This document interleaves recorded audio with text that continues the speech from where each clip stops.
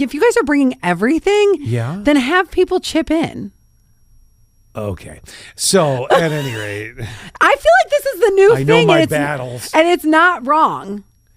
It's not wrong, but it's not right. You're too new, where you won't even rock the boat on that. It's not wrong, but it's not right. You know what it is? I don't feel like dealing with the eye roll. It's the Scott and Alley Not For Air podcast. The rules are gone. The shirt is untucked. Here's Scott and Alley. Hello! Oh! That was not good. Wow. That was not good at all. Well, this is coming out right before Thanksgiving, so I thought I'd get you in the spirit. Yeah. Oh, yeah. No, actually, there's a lot of Thanksgiving stuff that I got to cover with you today. A lot of it.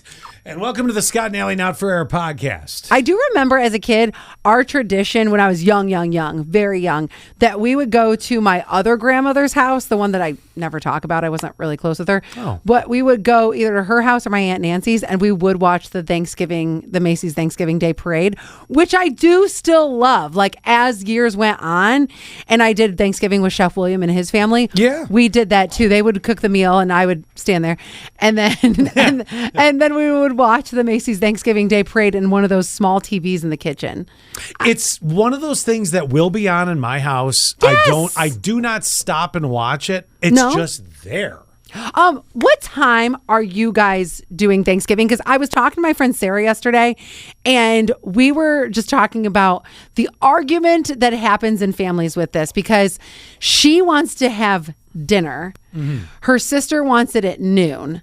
And noon? That is early. Yes. I know. It's too early. I thought like 3 o'clock was like the bullseye, and then it ripples a little bit around that. Isn't that a weird time, though? You never eat at 3 o'clock on a normal day. No, but I remember when we were younger, obviously, and this was at my parents' house, I want to say people got there about 3, and I don't think we really ate till about 4-ish, and then people stayed, and it actually became a late night. Like it was game night, games and all sorts of things. That. Yeah, it was a good time. Are you going to do that with 6059's family? I know you guys are going over there. Yeah, what time are you guys doing yours? I don't know. I thought you were the one cooking. Here's what I know. I know that we are cooking most everything and taking it out, and we're taking it to her grandparents' house because they're old. They're pretty old. Well, that was really insensitive. Yeah. They're of the elder years. They're seasoned. But they want me to make a brisket. So apparently I'll be smoking a brisket from Wednesday night until, we get ready a little before we get ready to leave to drive almost an hour. And we're going to cook, I think, those turkeys that are not that big, not a Cornish hen, but like, we don't need a huge turkey. Like it's going to be a small side meat if anybody wants a turducken. Yeah, that's what we're going to do, a turducken. No, but it's just, I'm not doing the 18-pound bird. I'm like, although I'm a little nervous about something. I just thought about this. What? So in recent years, a lot of places have started to charge a fortune for brisket, which used to be a cheaper meat because a lot of people didn't know how to cook it. It takes a long time. It's all you meat masters that have driven up the price. That's what it is. You realize that.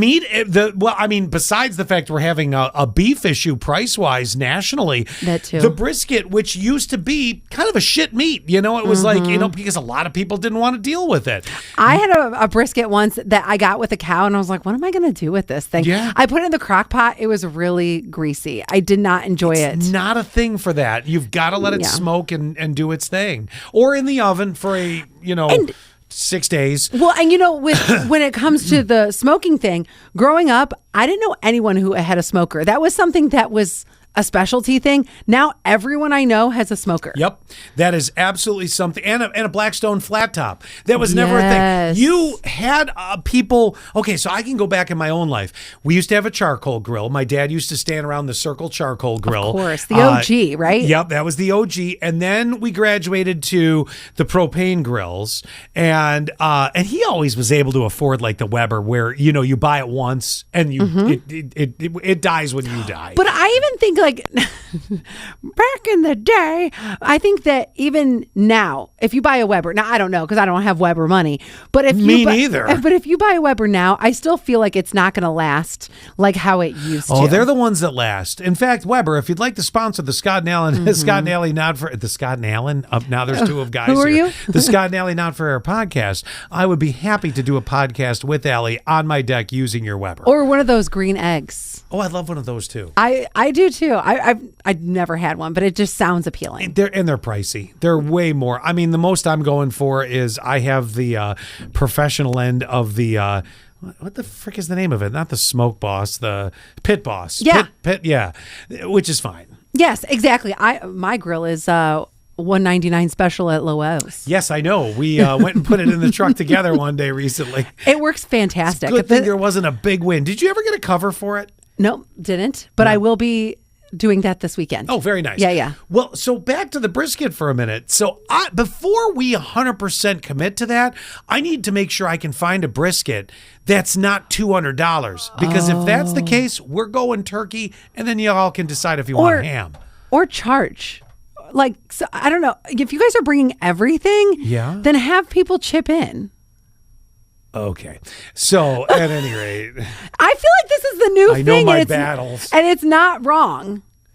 It's not wrong, but it's not right. You're too new where you won't even rock the boat on that. It's not wrong, but it's not right. You know what it is? I don't feel like dealing with the eye rolling. Okay. Yeah. Even though I think you're probably a stellar boyfriend in a relationship, they shouldn't be rolling their eyes, especially if you're bringing everything. They should even go, you know what, Scott? Why don't we throw you some money since you did all this? And there lies the problem. And it's not her family in specific. I think that is a problem for a lot of people. Yes. It's almost like, okay, you are an over tipper. You will tip, my God, I'm amazed you haven't tipped the mailman yet. I have given the mailman gifts.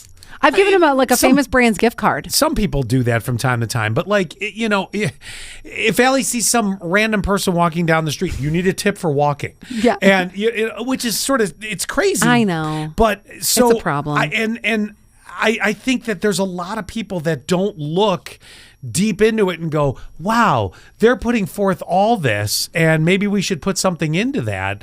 I'm not even looking for it though. That's the funny part. I'm not even asking for it. Well, I just think, I never cook. And I'm either bringing something and I am going to my friend Sarah's and I'm going to offer her some money. I know she's probably not going to take it because her husband does just fine for himself. Sure. But I will at least go, you know what? When are you going to do that? Are you going to do that at Thanksgiving and be like, here, girl, here's the 20? Yeah. No, don't do that there. Do it before. Okay, you know what I'll do then? Here's what I'll do. I'll Venmo her. So she can't not take it. Okay, there you go. That's the way to do it. And then I'm going to just put gobble, gobble, and that's it. There you go. That's the way to do it. I'm also bringing a bottle of wine and cannoli dip. Oh, that's nice. Oh, the Wegmans cannoli dip? Mm-hmm. Oh, that's good stuff. We talked about this, I think, on a recent podcast or on the show, and I can't remember which one because I can't differentiate the things in my life. But I had a conversation with her yesterday, and she said, bring wine, which is something you had suggested. Sure. And then she said, we're not dessert people. Remember we were talking about the Rice Krispie treats, the different funky rice? Yes, that was her nice way of saying that's gross, Allie. Well, she just said, we're not dessert people, but probably something small. And I said, what about the cannoli dip where everyone can just like pick at it? Yeah. She said that was perfect because exactly for her family, like all of her family is, I've always joked that Sarah and I look like the number 10 next to each other because she's tall and blonde and like a gazelle. And well, I'm not. Oh my. So her whole family is built this way. They're very tall, thin people. So I think the cannoli dip is the... Oh, yeah. No, that'll be... I think you're going to do great with that. But you don't want to do it on Thanksgiving. It just feels real awkward. I like the Venmo idea. That's a great way to do it. Well, thank you. Thank you. What was I going to say? I was going to say something else, too. I want to talk about the... I also want to talk about the dishes, like dropping the dish in the sink. Oh, yeah. We got to get to that. So I have that we're going to get to. And then also I have to ask you... if it there's going to be an exercise later in this podcast, and it'll deal with Allie's hyper nosiness. And I mean, it is something. But it's not that I'm judging. I just am nosy. Well, and that's okay. That's. I've been told before. The exact quote is, "You have nose trouble." Yeah. I can go with that. Yeah, I can see that. Uh-huh. All right, let me ask this question. if you have a lot of people that are over for Thanksgiving, with the exception, and there's an exception to this, if it's a split family of sorts where somebody in the family has to go to yet another family's house. Yep. I can have understanding in that one situation. Is it not rude to finish a meal, drop the plate in the sink, and be out the door within 5 minutes? I find that highly rude. I do too. In any situation, whether it's Thanksgiving, whether it's you're over for a Sunday quick meal or a longer meal, to eat and then just drop it and gone. Here's what you got to do. My mom taught me that you have to stick around for a little bit. Yes. The only problem that I have is during the week, sometimes some of my girlfriends will invite me over and we get up super early. I don't want it to be a long thing, especially Sonia. I know you're going to listen to this. God bless you. But she makes vegan food delicious. But you have to literally take a week's worth of vacation just to prepare a meal that she would eat. One time we were eating bangers and mash, but it was the vegan style. Oh my Lord. I was like, and 19 years ago, as we're still making it. So by the time we were done with the meal, it was 9 o'clock. It's past my bedtime. So that's what That one's kind of on you, though. I think you now know that situation, and it's got to be specific with Sonia. I think you now have to go into it and say, we can't, because the meals take so long to prepare, even though they're delicious, it's too late. So maybe we have a glass of wine together and then on a weekend we'll have a dinner. Well, you're going to have to stand up for yourself in that one. And here's what I do too. Whenever I'm doing a dinner with a girlfriend, I will say, because sometimes it just happens where we might be having some wine and then we eat late and then I have to do the dish drop and go. So how I preface it is, I have to get up early. So I remind them a couple times that I have to get up early. So I can't stay late. And that usually I feel like is my good excuse. Other than that, if it's let's say it's a Friday or Saturday dinner, then even a Sunday, Sunday lunch. It was Sunday. How about a Sunday at 5 or 6? It's all of a sudden you eat. It takes you 10 minutes to eat and then you drop your plate and you're out the door. Oh no, you have to be there. I have this weird rule. And I think this is, I don't know, I got this from my parents probably. You have to stay at least an hour after you're done eating. I would even go a half hour if you have a little bit of a drive. Okay. I don't love, and I'm curious to see if this is going to happen with anyone. And I have a feeling in my head, I know who it would be, but I'm not going to say. If anyone's going to eat and drop and go. And it's like, but you're right. That is one of those things that you're taught by your parents that you don't even know how that came about, but it just did. And it was just something that was instilled in you. I don't know if people instill that same I'll bet you lesson. AI would have an answer. Or I bet you, oh my God, instead of Googling, I bet you there is, what is proper etiquette? How long should you stay after a meal? What is proper etiquette? I'll bet you there's something. I'm going to do it right now. Hold on. Because those can always be adjusted. If it says, 2 hours. No. All right, hold on a second. What is proper etiquette? How long do you stay after eating a meal at a friend's house? Or family. Shoot. Well, hold on. It's thinking. Shh. Is it still thinking? Yes. Oh my God. Okay, here we go. I got it. Oh, it's got a lot. It's got a lot.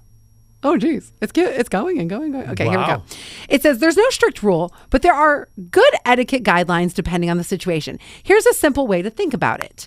General rule of thumb. Plan to stay about 30 minutes to 1 hour after the meal, unless the host clearly signals that the gathering is meant to continue longer, i.e. game nights and things like that. Sure. The vibe of the gathering. This is number 1. Casual weeknight dinner. Oh, this is perfect. 30 to 45 minutes after eating is perfectly polite. Weekend or planned get-together, staying 1 to 2 hours is normal if conversation is flowing. Now, number 2. I don't know that I needed that long, but okay. Right? But Thanksgiving might be different. Thanksgiving, if you're eating at 4 something in the afternoon, you would expect that there would be some time to visit or game. I don't know if 6059's family any kind of a gaming people. I have no idea. What a shame. Well, hold on. Continuing. The host cues. Pay attention to this, it says. If they're doing this. Clearing dishes or starting cleanup sometimes is a gentle hint. I wouldn't say that, though. Is it? No. Sometimes I just want to get some of the big pile into the dishwasher so I can sit and talk with you for a few minutes. Exactly. And I like to clean as I go. Then I can't stand to see a sink full of dishes. Mentioning early mornings, appointments, or winding down. Offering dessert or coffee is a sign they expect you to stay a little bit longer. How well you know them. Close friends, timing is looser. Follow the flow. New friends, a shorter stay is usually more polite. If you're unsure, a simple line works perfectly. This was wonderful. Do you have time to hang out a little longer, or should I head out? Oh, there you go. Bold, but all right. Yes. I don't know. The unspoken dish goes in the sink and out they go. It says it shows consideration and lets the host set the tone by asking that this was wonderful. Do you have time to hang out a little longer, or should I head out?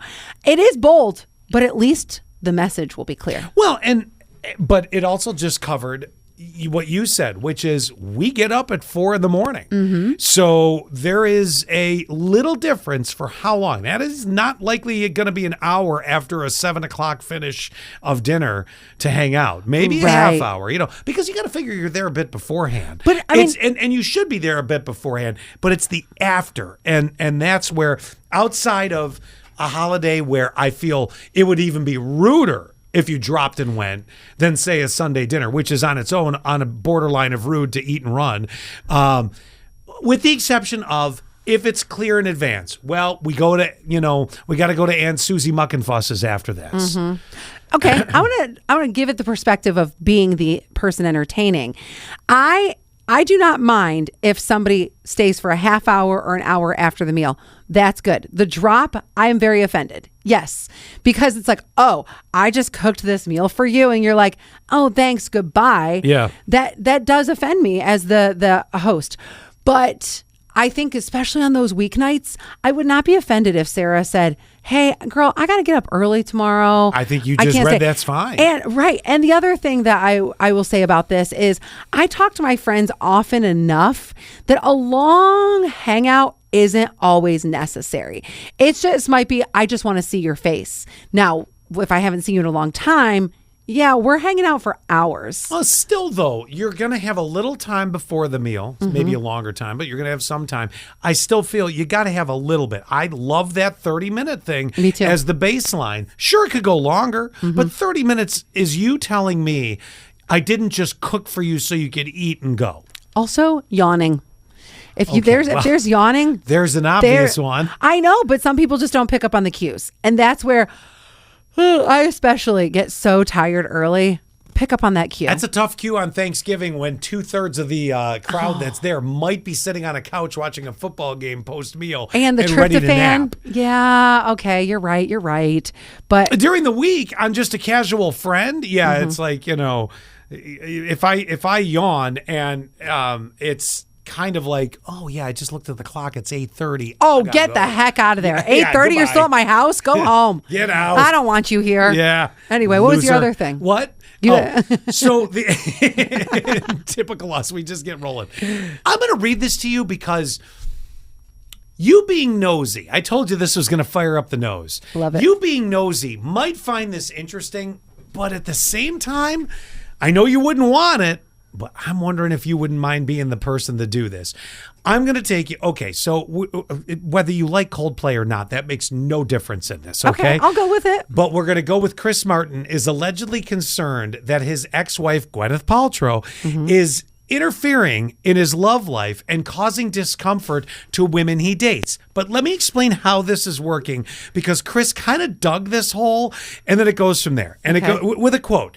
Chris knows Gwyneth means well, but he just wants her to leave him alone and let him get on with it, if you will. They're divorced. Yep. Gwyneth acts like she's got this divine right to be told everything that's going on with Chris. Do those two have kids specifically together? Yes. Remember Apple, and I think there might be another one. There is a level of what's going on in Chris's life that Gwyneth is going to have access to. Sorry, that's the way that goes. Yes. Especially when it comes to his love life, they say.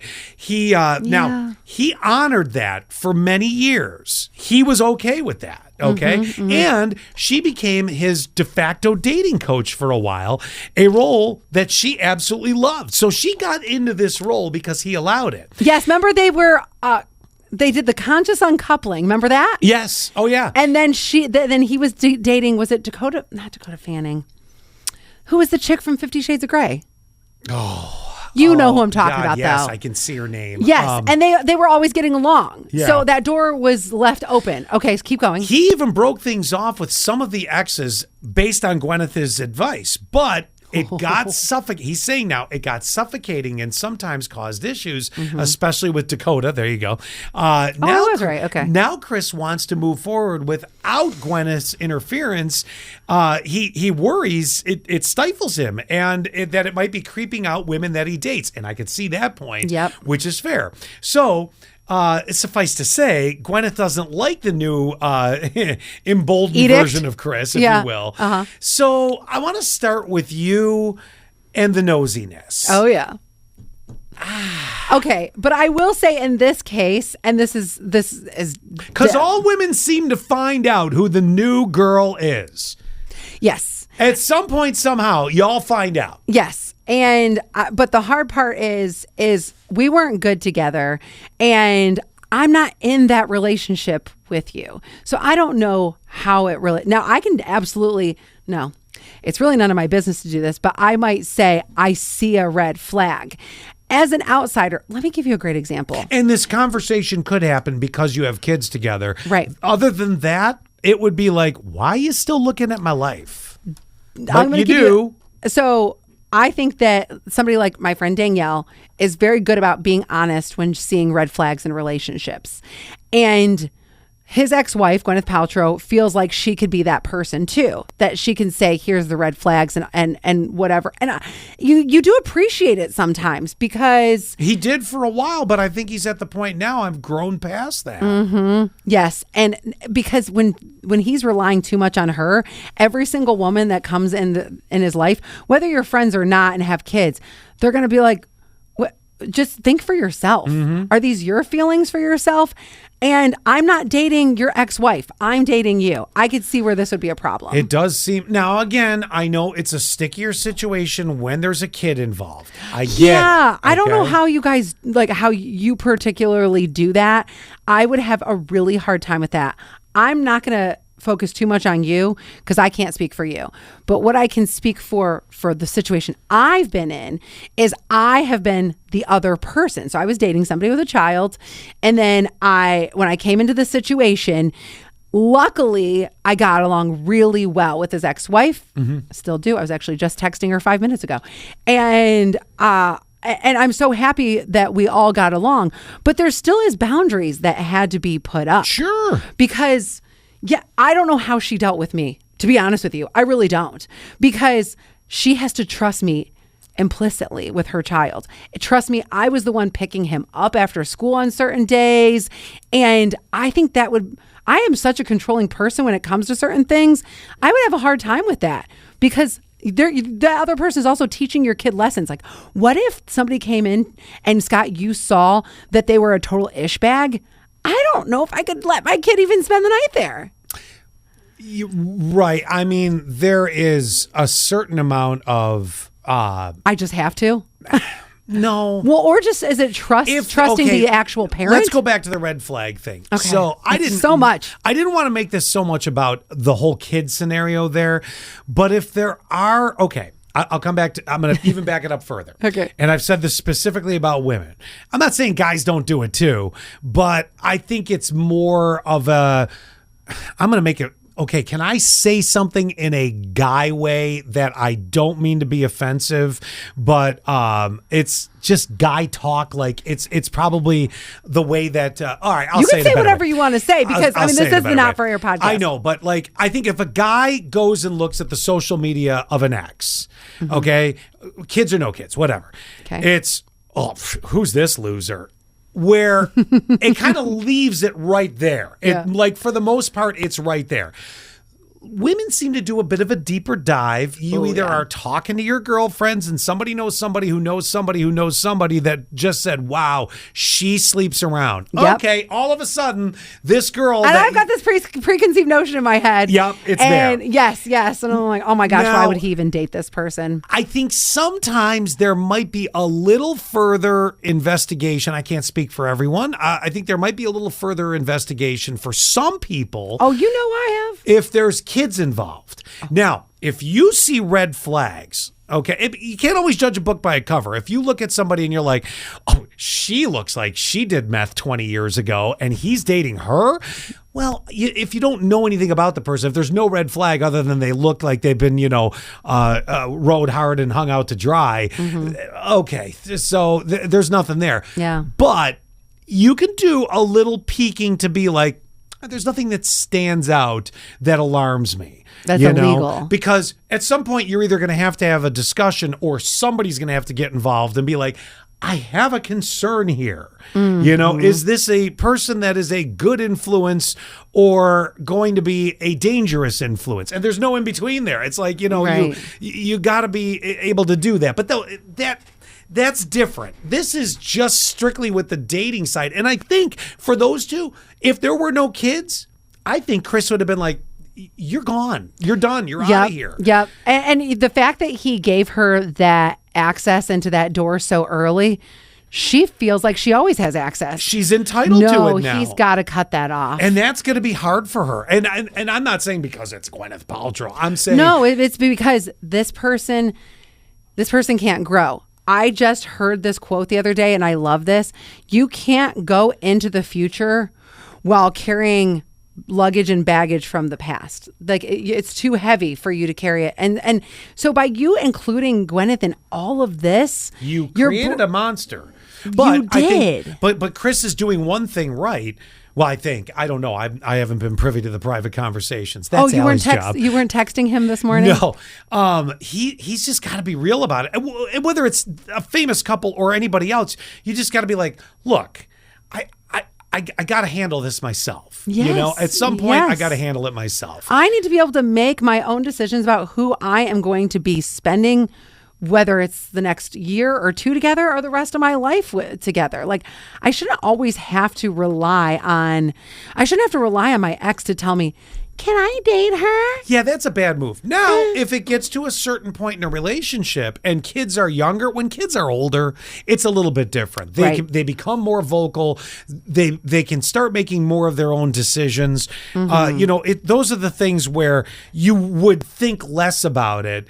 At some point, if you get, if Chris gets to the point where, he's like, well, and so is going to move in, there's got to be a little bit of information shared, about the other person. But at the same time, it doesn't have to be so much that it's like, well, here's my life story. Well, and you mean that with kids in the situation? If they're younger, I will tell you what I would do.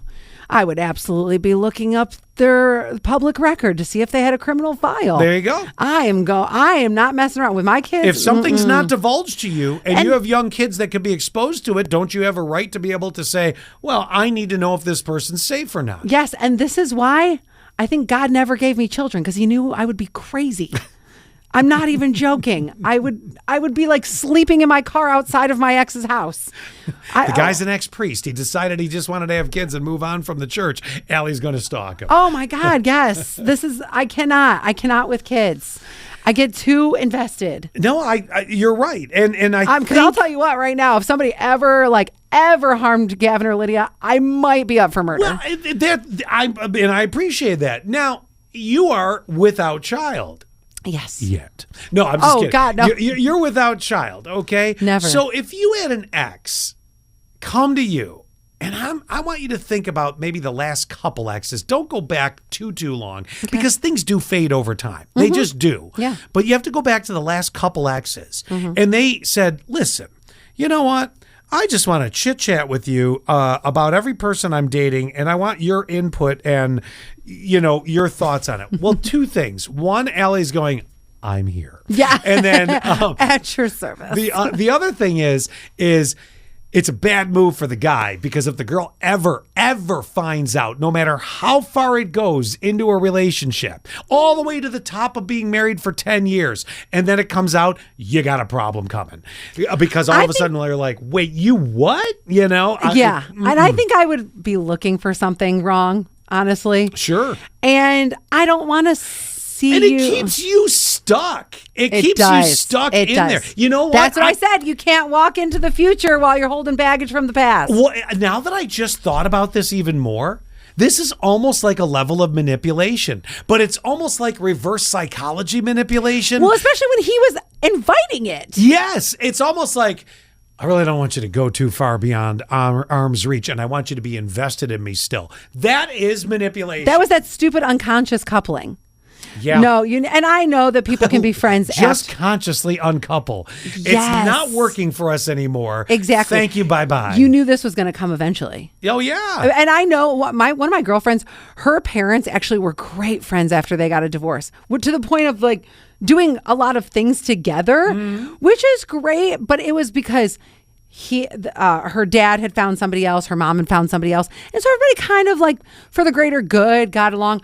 But I think there were certain things they never touched as far as conversation. Boundaries got to be set. They could play euchre together, and that's fine. They could have some cocktails, no problem. But they weren't gonna go beyond. Not going on a cruise together. No, I mean, unless it was a special occasion for the kids, for their adult grown kids. Wow. That might be something you might consider. Those are some rock star co-parenters is what that is. Well, I mean, if your kids, okay, I know somebody, full grown adult. They have their own kids. They're doing, so these people are divorced. They are grandparents, but they all get along. And I could see where, like, if you're like, we're gonna take the kids on a Disney cruise, and we want both sets of grandparents to come along. That might be something where you could, if they get along that well, you could do that. That is so healthy, because you hear too many stories of where even at graduations they can't even be in the same room together. Oh, sure. So that is really just refreshing. I do love that. I don't know if I would ever be in that situation, but I do now love that I thought about it with this Chris Martin thing, he kind of almost like subtly is manipulating this whole thing. I want you involved still. I want you to be until I don't. Yeah. And truly there is and then something, she has to be okay with it. Well, and I don't know if she's going to be. So one of them, he's going to have to do his own dirty work and go back and say, look. He sounds like such a puss. What worked before doesn't work anymore. I mean, doesn't he? He can't even figure out who he wants to date. Jeez. Doesn't he sound like the biggest pussy you've ever heard in your life? Yeah. Like, grow a set. Like, figure out what you want in this life. You sound like a wet noodle, Chris Martin. And I'm not surprised, because your music also sounds like a wet noodle. And you managed to get people to cheat at your shows. And that too. Scumbag. No, I'm sorry, Chris. Wet noodle. He's like wet noodle. He's like shaking. I thought we were getting ready to go up all the way again. You know how we keep going. Oh yeah. No, it's like shaking hands with somebody who like barely touches you. Yeah. And you're like, oh God. I didn't mean. I'm just teasing about the scumbag part of it. No, not scumbag. Wet noodle, pussy. Wet noodle. I like wet noodle. Yeah. All right. That's all I got. We covered a lot of ground today. We did. We'll be back after Thanksgiving and recapping, of course, that holiday, and then we'll see. Yeah, we'll see you next week. And remember, 30 minutes at least after a meal. But Thanksgiving, I think, is longer. You have to stay. An hour, at least. At least. Okay, bye. Well, that was fun. Wasn't that fun? That was fun. Do us a favor, will you? Subscribe. Share the Scott and Alley Not for Air podcast. Touch our buttons. We know you want to.